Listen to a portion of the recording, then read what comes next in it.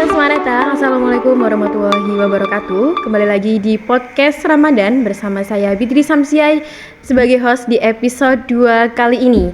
Jujur ini adalah salah satu episode yang saya sangat excited karena saya kedatangan salah satu tokoh agama di SMA Negeri 1 Tumpang, dan bukan hanya itu, beliau juga sebagai guru pendidikan agama Islam. Siapa lagi kalau bukan Bapak Syihab Alfa Lutfi Ahmad.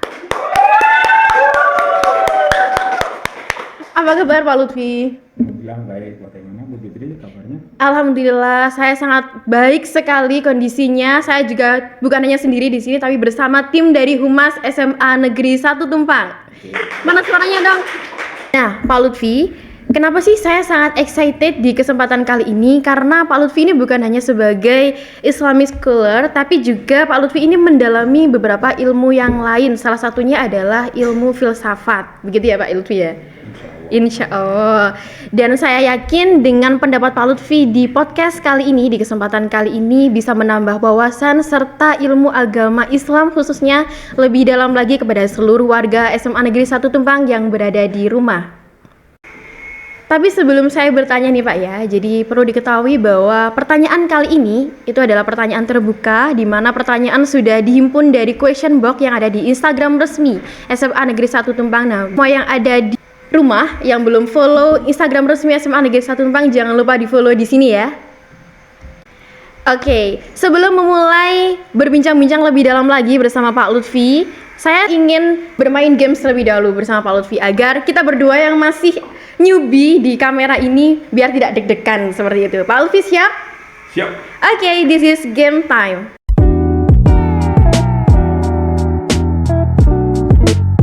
Oke, di games kali ini saya akan mempersilahkan kepada narasumber kita terlebih dahulu untuk memilih beberapa surat cinta yang ada di sini. Kalian nanti bisa lihat ada 10 surat cinta di sini. Silakan Pak Lutfi memilih terlebih dahulu. Diklik ya? Iya. Bismillahirrahmanirrahim. Baik, Pak Lutfi memilih nomor 7. Apa artinya Gen Z menurutmu? Gen Z adalah salah satu generasi yang bergantung kepada yang namanya smartphone. Berarti masuk juga di dalam revolusi industri kita sudah 5.0 atau revolusi industri digital. Oke. Silakan Pak Lutfi. Atau saya yang memilih lagi? Boleh. Oke. Makanan atau minuman yang paling kamu gak suka? Kalau saya sih jujur ya, saya yang paling gak suka makanan yang berbau seperti jengkol, pete, dan lain sebagainya. Kalau Pak Lutfi sendiri? Kalau saya namanya omnivora ya. Oh, omnivora. Semuanya nggak ada yang nggak suka, semuanya suka. Oh, alhamdulillah berarti. Qanaah ya. Alhamdulillah qanaah Menerima ya. apa yang dimasakkan oleh istri. Oh, subhanallah. Lanjut, silakan Pak Lutfi memilih. Bismillahirrahmanirrahim. Oke, coba tunjukkan konten atau postingan terakhir di Instagrammu. Sebenarnya saya nggak pernah jarang main Instagram, itu jarang. Tapi ada kan yang terakhir, boleh dong ditunjukkan kepada warga SMA Negeri 1 Tumpang. Kayaknya ini penasaran ya, kira-kira IG-nya Pak Lutfi ini apa sih Pak? Kalau boleh di-mention. Alfa Lutfi. Alfa Lutfi ini pemirsa ya, ada di sini ya nanti ya. Oke. Bentar ya. Kira-kira apa nih ya pemirsa ya? Jujur saya nggak pernah, jarang untuk upload di sosial media, jarang. Jarang ya Pak ya? Jarang atau jarang sekali? Jarang sekali. Oh, jarang sekali. Oke. Boleh ditunjukkan kepada pemirsa yang ada di rumah Pak? Ini kiriman dari SMA Tumpang. Luar biasa. Sabtu ya? Iya. Flyer resmi dari SMA Negeri 1 Tumpang, luar biasa. Berarti sangat mendukung dengan adanya podcast ini ya pemirsa. Kalau saya sendiri, postingan terakhirnya itu adalah foto ketika berlibur di Tawangmangu. Gitu. Jadi kita aja. Gak ada yang lain pemirsa. Oke. Masa. Games terakhir biar Pak Lutfi aja yang memilih. Silakan Pak Lutfi. Bismillahirrahmanirrahim. Pertanyaan terakhir yang dipilih oleh Pak Lutfi ini pemirsa. Kasih lihat histori YouTube terakhirmu. boleh nih Pak dilihat history YouTube terakhir yang dilihat oleh Pak Lutfi ini apa sih kira-kira? Apa ada Pak Lutfi itu mencari kayak nyanyi-nyanyi dangdut atau mungkin konten-konten receh gitu? Insya Allah enggak. Insya Allah enggak ya. Terakhir saya mencari tentang nyanyian dari rukun sholat 17 semua. Masya Allah, boleh dikasih tunjuk nih kepada pemirsa? Masya Allah sekali, memang benar-benar tokoh agama ini ya memang ya. Oke Pak Lut, ini saya sudah nggak sabar nih, ada banyak sekali pertanyaan bukan hanya dari tim Humas SMA Negeri 1 Tumang saja, tapi dari titipan dari pemirsa yang sudah mengisi di question box. Nah, gimana kalau sekarang kita waktunya di Deep Talk Time?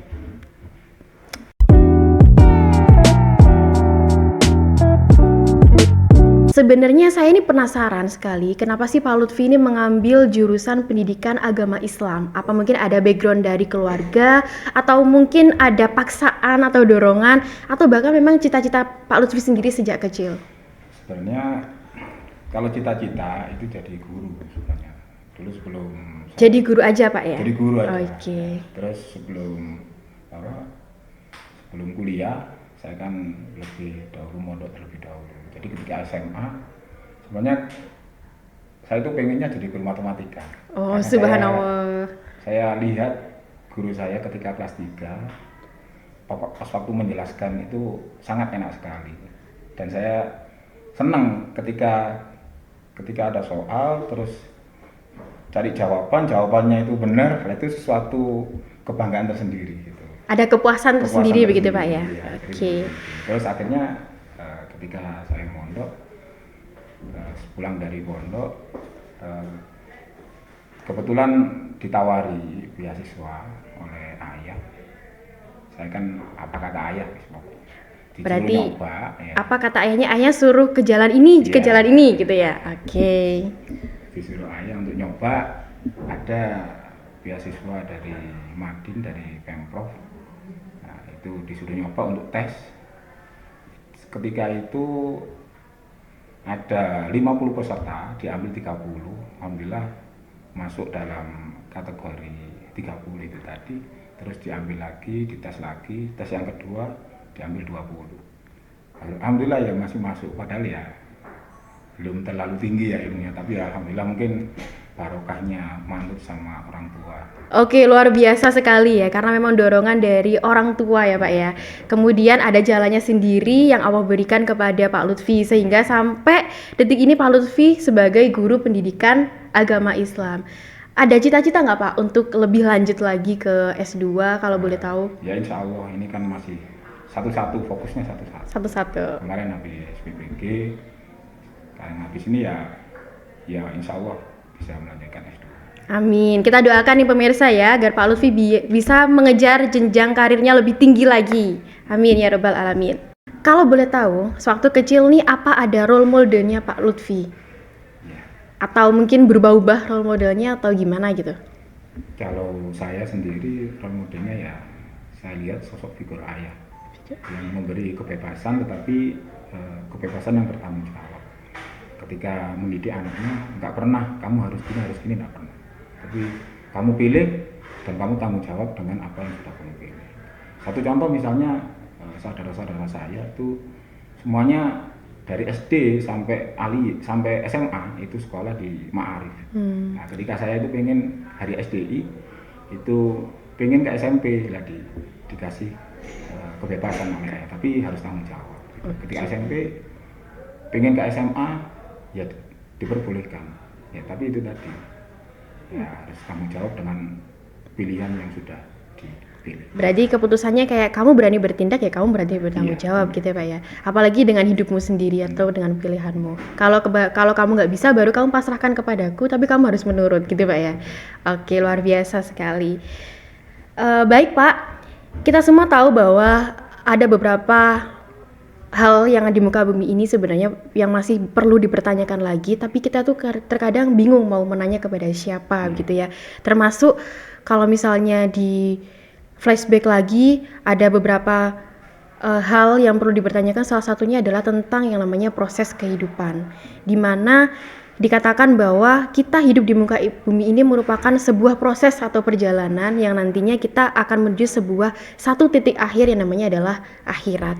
Nah, oleh karena itu bagaimana sih Pak caranya kita meyakini bahwa memang muka bumi ini adalah sebuah proses dan memang ada tujuan akhirnya?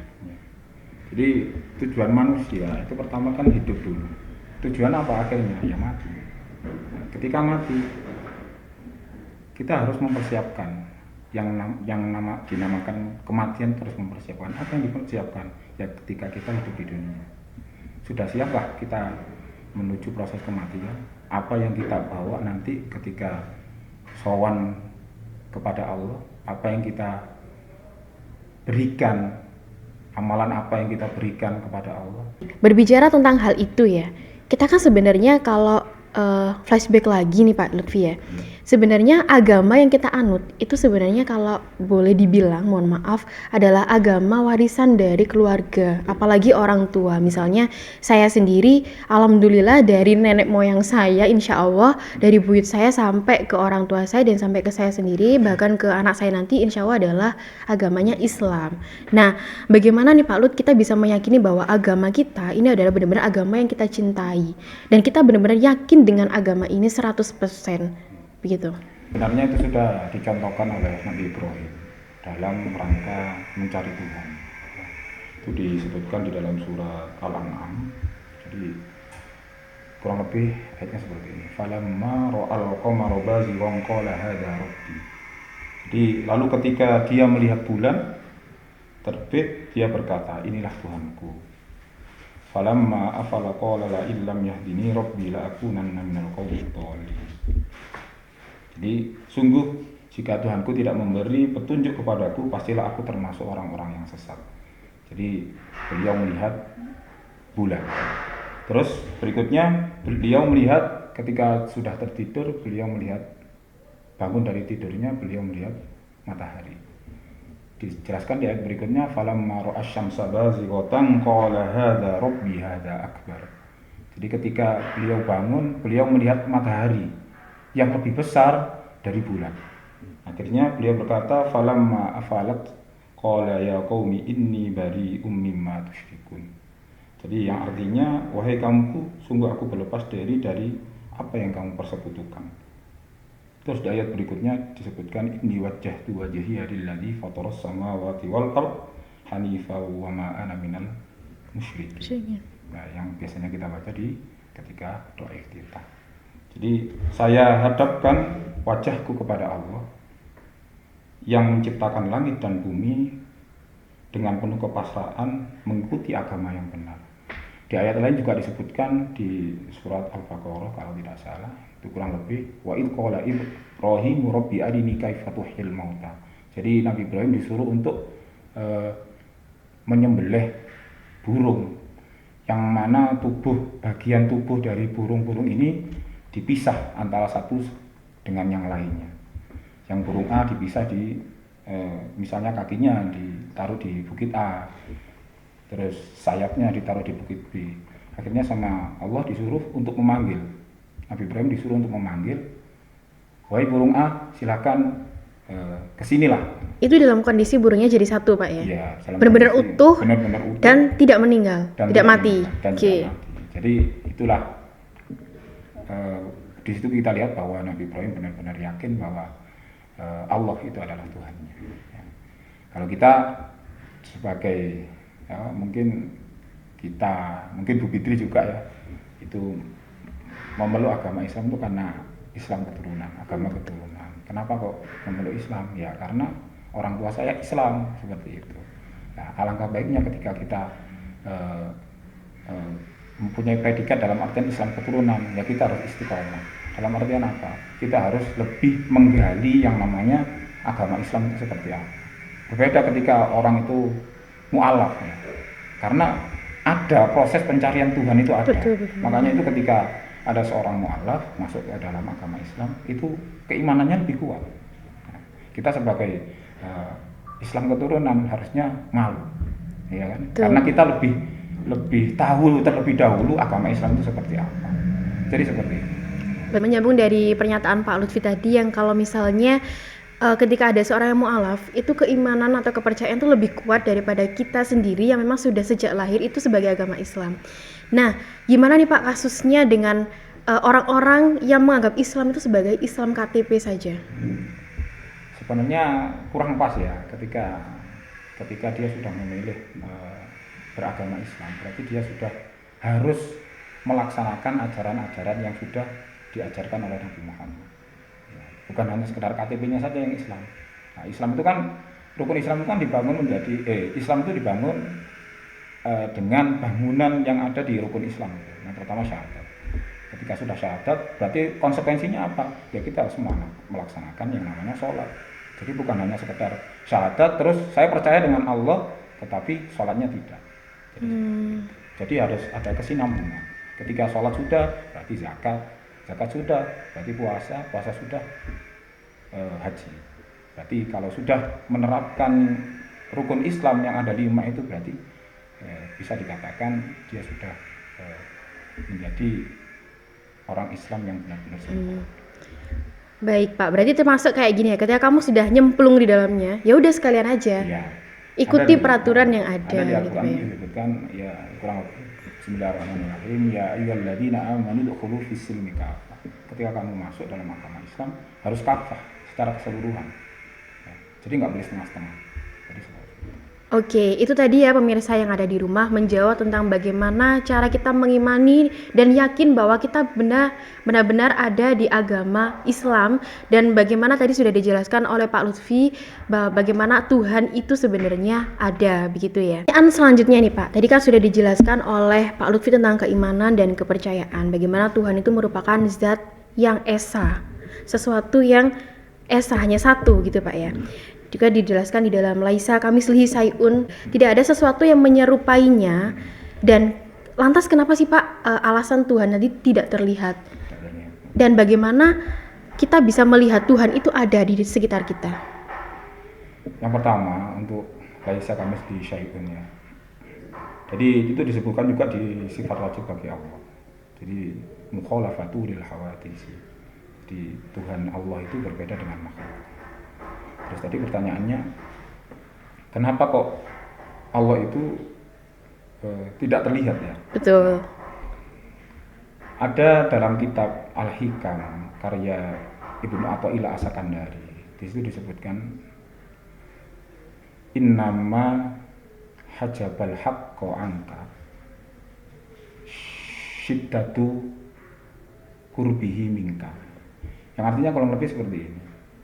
Sesungguhnya terhijabnya Tuhanmu dari penglihatanmu itu adalah karena Tuhanmu itu benar-benar dekat dengan kamu. Dalam artian ketika kita melihat ya, satu contoh misalnya kita bisa nggak melihat dahi kita? Bisa Pak ya? Bisa nggak melihat dahi kita? Oh nggak bisa ya Pak ya? Dengan mata kita sendiri tanpa ada selfie gitu Pak ya? Nggak bisa. Iya, berarti kan itu menyebutkan bahwa semakin dekat dengan penglihatan kita akan semakin tidak tampak. Nah, di samping itu, jadi rukun iman yang ada 6 itu semuanya itu hal yang gaib. Namanya hal yang gaib itu tidak bisa dilihat dengan kasat mata. Betul. Dari iman kepada Allah, iman kepada malaikat, iman kepada kitab, semuanya hal yang gaib. Tapi kita harus percaya. Ya, kita harus percaya. Bukti bahwa Allah itu ada. Ya. Satu dalam artian gini, ketika satu barang itu ada, pasti ada penciptanya. Misalnya ada HP, pasti ada penciptanya. Tidak mungkin HP itu bisa muncul dengan sendiri. Betul.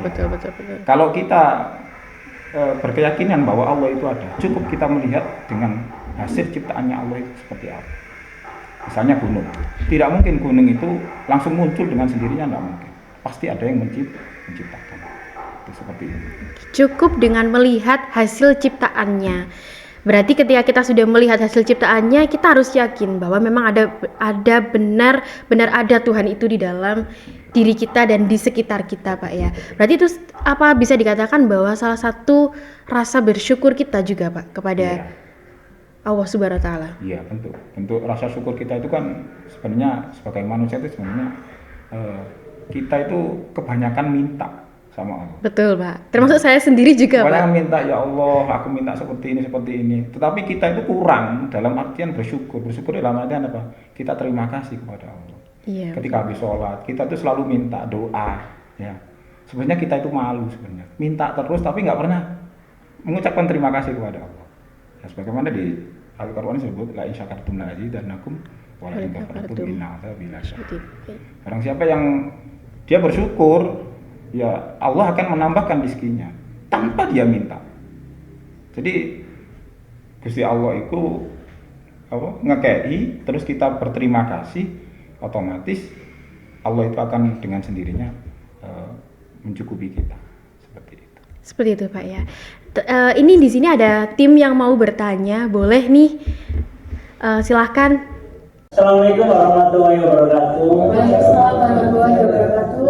Alhamdulillah saya dengar sedikit tentang penjelasan dari Bapak Lutfi terkait eksistensi adanya Tuhan dan keinginan. Ini saya sedikit ada pertanyaan yang mengganjal, yaitu terkait, dan kalau saya mengajar di kelas itu tidak sedikit bertanya ke peserta didik tentang keseharian. Nah itu untuk pertanyaan yang mengganjal ini terkait, kan kalau di wilayah SMA Negeri Tumpang, khususnya di daerah Tumpang itu kental akan kebudayaan dagangan yang Pak. Nah saya ini izin bertanya terkait bagaimana jika peserta didik itu ada yang bahwa saya pernah bertanya bahwa peserta didik kamu apakah beragama Islam? Iya Pak.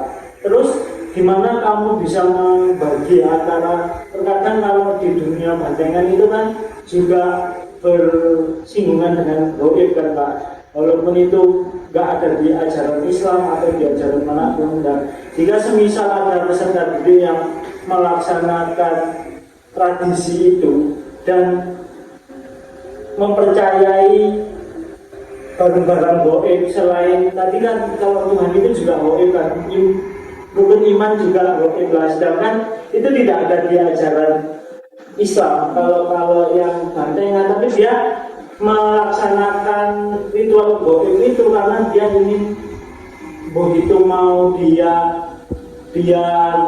bisa itu ya kesurupan, atau dia bisa punya kerewangan kah, atau bisa melestarikan budaya orang tuanya yang semulanya juga ikut dalam bantengan. Gimana itu dalam hukum Islam? Nah, gimana tuh Pak? Sebenarnya dalam bantengan sendiri itu sebenarnya nggak ada yang salah. Bantengan itu adalah sebuah seni kan sebenarnya.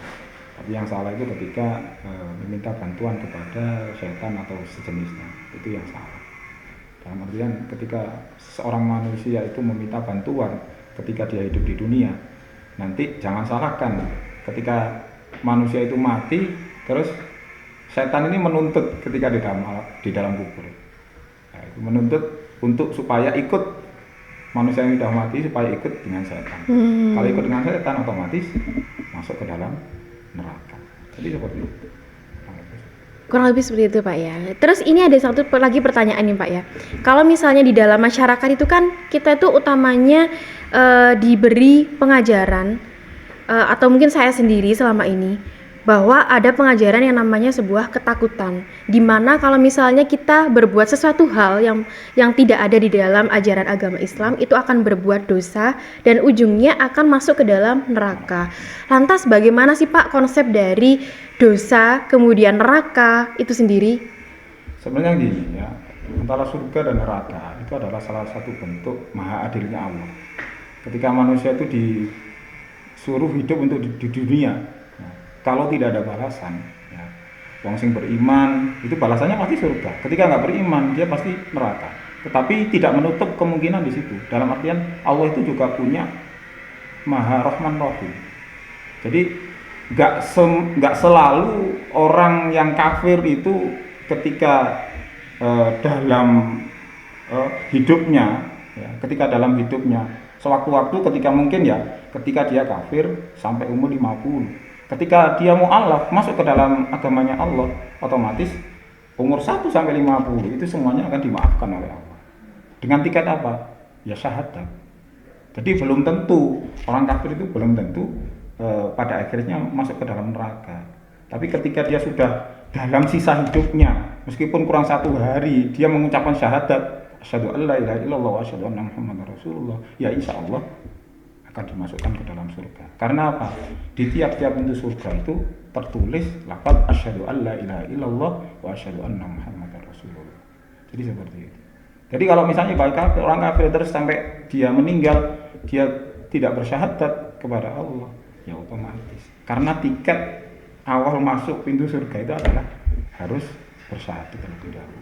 Oke, jadi kesimpulannya tadi dari pertanyaan yang Pak Hafiz sampaikan tadi, bantengan itu diperbolehkan, Pak, dan tidak dosa begitu? Dalam seni. Seni. Kalau tidak meminta bantuan kepada yang namanya syekh. Oke, kalau dari konsep yang Pak Lutfi jelaskan tadi, lantas di tengah-tengah itu di dalam kehidupan kita ada yang namanya takdir. Kalau misalnya kehidupan ini adalah sebuah proses perjalanan dan ada yang namanya takdir, lantas ngapain Pak kita berjuang? Se-effort itu kita berjuang dalam sebuah kehidupan ini yang tentunya nggak mudah gitu. Takdir itu kan ada 2. Takdir yang bisa dirubah, yang disebut dengan takdir mu'allaq. Terus yang kedua adalah takdir mubrom. Takdir mubrom itu takdir yang tidak bisa dirubah. Jadi takdir yang bisa dirubah tergantung dari usaha manusia itu sendiri. Sering Pak Lutfi sampaikan ketika di kelas itu, semua manusia itu pasti diberi otak. Tinggal bagaimana manusia itu bisa memanfaatkan otaknya. Tidak ada yang namanya orang bodoh, itu tidak ada. Yang ada itu namanya orang malas. Nah, jenisnya orang gila itu bukan hanya sekedar dia nggak pakai baju, tidak pakai seperti itu. Tapi jenisnya orang gila itu macam-macam. Kalau dalam kitab itu mungkin insya Allah seperti di jununu. Ya, kamu mau pintar tapi nggak mau belajar. Kamu mau kaya tapi nggak mau kerja. Nah itu adalah termasuk dari orang yang gila juga. Sama. Iya sih, masuk akal sih kalau kayak gitu ya Pak ya. Ketika kita tidak mau effort atau berusaha, ya hasilnya akan nol. Sama saja kalau saya misalnya Pak ya, tidak mau bekerja di rumah saja, saya tidak akan mendapatkan uang, begitu Pak ya. Oke. Dalam artian seperti ini ya, kita harus dibarengi, ada yang namanya ikhtiar, usaha. Terus habis usaha kita harus diiringi dengan doa. Usaha plus doa sudah, berarti kita tinggal pasrah kepada Allah, tawakal kepada Allah. Kalau usaha tok tapi nggak ada doanya, percuma, nol. Sebaliknya doa saja nggak ada usaha, ya nol. Ya yang bagus itu apa? Ya beriringan antara usaha dan doa. Terus hasilnya ya kita serahkan kepada Allah. Oke, nah terus kan ada beberapa pepatah gitu Pak ya, atau kalimat yang menyatakan bahwa Islam itu indah dan Islam itu mencintai toleransi, sangat-sangat indah. Lantas bagaimana ketika saya sendiri ketika di bangku sekolah selalu diajarkan tentang kamu tidak boleh ini itu, begitu. Nah, padahal Islam itu mencintai sebuah agama indah, mencintai toleransi dari itu semuanya. Apa ada batasan tersendiri Pak? Mengapa kita tidak diberikan pengajaran tentang bagaimana, kenapa harus apa? Begitu pertanyaannya. Di agama itu kan sebuah aturan ya. Betul. Aturan supaya manusia itu menjadi lebih baik. Ya. Kalau aturan secara syariat itu harus sesuai dengan apa yang sudah diajarkan oleh Nabi Muhammad.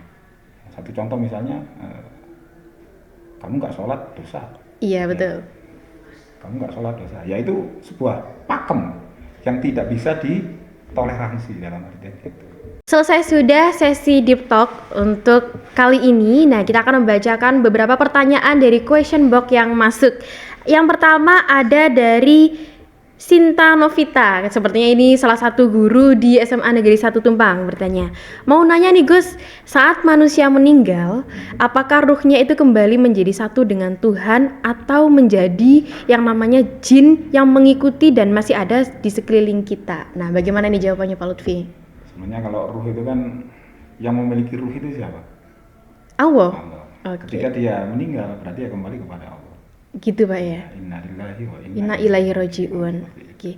Berarti kalau selama ini kan ada nih Pak kayak di podcast atau misal konten YouTube horor gitu kan. Misalnya masuk ke dalam satu tempat gitu ya, terbengkalai nah gitu. Terus dia tuh jinnya tuh masuk. Nah, terus dia ngomong kayak gini, saya dulunya tuh pekerja di sini, kemudian mengalami kecelakaan atau menjadi tumbal. Nah, itu gimana, Pak? Sebenarnya ketika ruhnya manusia itu diambil oleh Allah, sudah tidak ada urusan dunia di situ. Oh, Jadi sudah putus, urusan dunianya sudah putus. Dalam artian apa? Ketika ada orang, ya mungkin setan ya, setan yang menyerupai si manusia ini yang sudah meninggal di situ. Jadi itu saya pastikan itu bukan ruh dari manusia itu, tetapi itu adalah setan. Jadi setan itu bisa menjelma bentuk manusia, kecuali siapa Nabi Muhammad yang tidak bisa diserupai oleh setan. oke. Jadi jawabannya untuk pertanyaan dari Bu Sinta ya. Nah, ini ada pertanyaan lagi dari Instagram Ineluke. Oke. Jadi ada dua pertanyaan nih Pak Lutfi. Bagaimana pertanyaan pertama, bagaimana jika ada orang yang skeptis tentang adanya surga dan neraka, apakah nantinya orang tersebut akan masuk ke dalam neraka karena ketidakpercayaannya atau akan diadili sebagai umat muslim lainnya? Yang dimana tadi seperti dikatakan Pak Lutfi kan, kalau kita memiliki syahadat dan insya Allah kita akan masuk surga gitu. Skeptis itu berarti nggak percaya. Iya, Nggak betul. percaya. Jadi surga dan neraka itu kan termasuk dari hal yang gaib dan juga harus dipercayai oleh yang namanya orang yang beriman. Nah, ketika dia nggak percaya, berarti kan dihukumi sebagai kafir. Ada salah satu seorang misalnya dia tidak percaya rukun iman yang ada 6, ya dihukumi kafir. Dia tidak percaya kepada adanya Nabi Isa misalnya. Padahal Nabi Isa kalau dalam Islam itu kan itu sebagai Rasul utusan Allah. Betul. Ketika dia tidak percaya, berarti ya dia tidak termasuk orang yang beriman. Oke, begitu ya jawabannya dari Iniluke. Kemudian pertanyaan selanjutnya. Sebejat-bejatnya orang dan sejauh-jauhnya orang dari agama Islam, apakah ada kemungkinan masuk surga? Lalu apakah benar pernyataan bahwa semua orang Islam akan masuk surga? Jika benar, bukankah itu dirasa tidak adil jika orang yang beragama non-muslim yang taat kemudian berbuat kebaikan yang banyak tidak masuk surga hanya karena ia bukan Islam? Gimana menurut tanggapannya Pak Lutfi? Tadi kan sudah saya jelaskan di awal. Betul. Ketika seseorang itu dia mengucapkan syahadat, dia yakin bahwa Allah itu adalah Tuhannya, berarti dia sudah mempunyai tiket. Tiket. Golden ticket Golden gitu ya. ticket, ya. Ibaratnya seperti itu.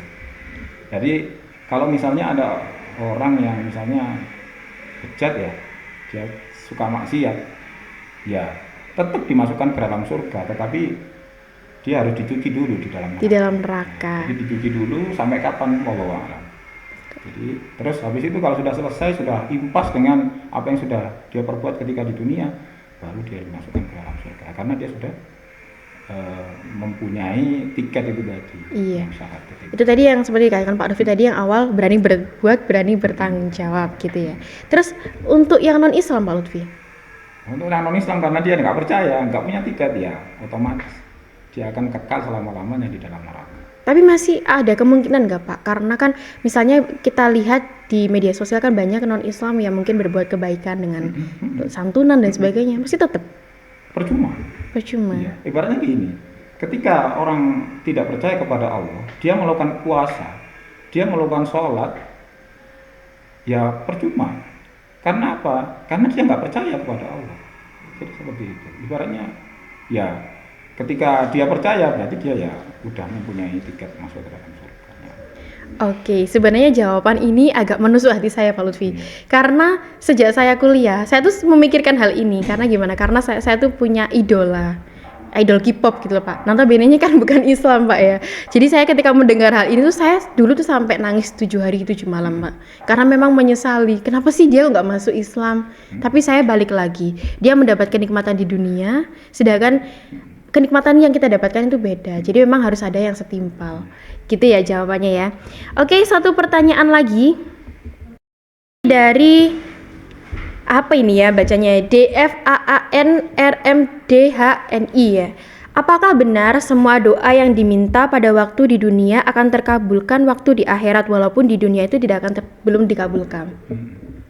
Jadi doa itu kan ya kalau kita sudah tidak ada di dunia, ya tidak mungkin untuk dikabulkan. Betul, betul. Otomatis Itu kan doa itu sebuah keinginan ya, keinginan kita ketika di dunia dan di akhirat. Betul. Rabbana atina fid dunya hasanah wa fil akhirati hasanah, kurang lebih seperti itu ya. Kita meminta kebaikan dunia dan meminta kebaikan akhirat. Ketika apakah dikabulkan atau tidak, otomatis sudah putus karena dia sudah meninggal.